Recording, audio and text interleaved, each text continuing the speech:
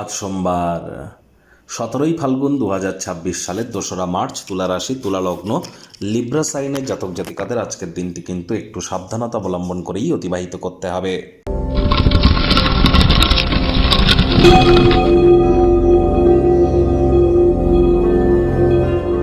ভিডিওটির শুরুতে স্ক্রিনে আপনারা দেখতে পাচ্ছেন দেবাদিদেব মহাদেবের রুদ্র গায়ত্রী মন্ত্র।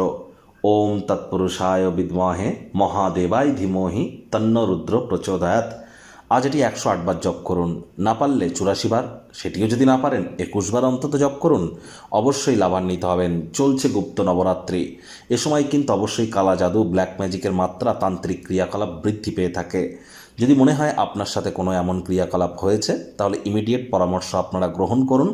আর একই সাথে আপনাদেরকে বলবো, আজ ব্ল্যাক এবং ব্লু এই দুটি কালারের ড্রেস পরিধান করা থেকে আজকের দিনটিতে আপনাদের কিন্তু বিরত থাকাটাই আমরা শ্রেয় বলে মনে করছি। একই সাথে আপনাদের বলবো, আজকের দিনেই কিন্তু শুক্র মীন রাশিতে উচ্চস্থ হতে চলেছে, যার ফলস্বরূপ শুক্র একটানা 26 তারিখ পর্যন্ত উচ্চস্থ থাকবে। প্রায় 1 বছর পর শুক্র আজ উচ্চস্থ হচ্ছে, যার ফলস্বরূপ আমাদের প্রত্যেকের জীবনে 12টি রাশির জাতক জাতিকাদের জীবনই কিন্তু আমূলভাবে পরিবর্তিত হতে চলেছে এই 26টি দিনের জন্য।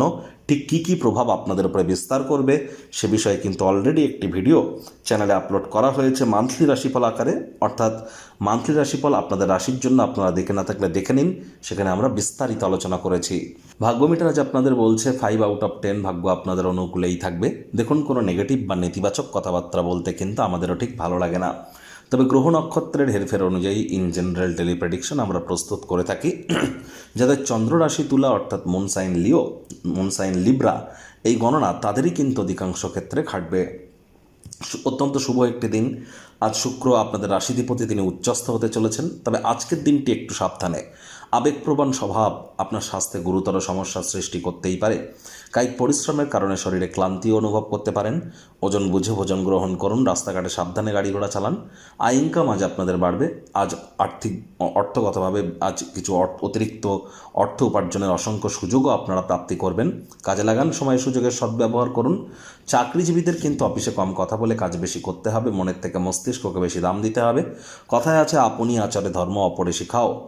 আপনার নিজের কাজ নিজে করার চেষ্টা করুন, অন্যকে করে দেওয়ার জন্য জোর জবরদস্তি যেন করবেন না। আজ রাজনীতিবিদদের জনসংযোগ বৃদ্ধি করতে হবে।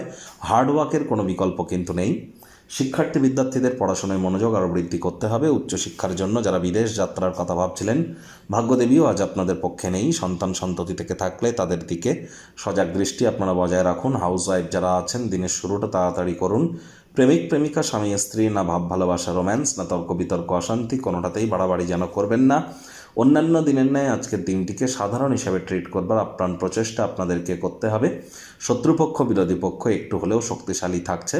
পরিবার পরিজন, নিকট স্থানীয় ব্যক্তিবর্গ, বন্ধু স্বজন, কারোর উপরেই জোর করে নিজের মতামতকে যেন জাহির করতে যাবেন না। গৃহের কিছু ফেলে রাখা ক্রিয়াকলাপ সম্পূর্ণ করতে গিয়ে দিনের অনেকটা সময় কিন্তু আপনারা নষ্ট করতে চলেছেন।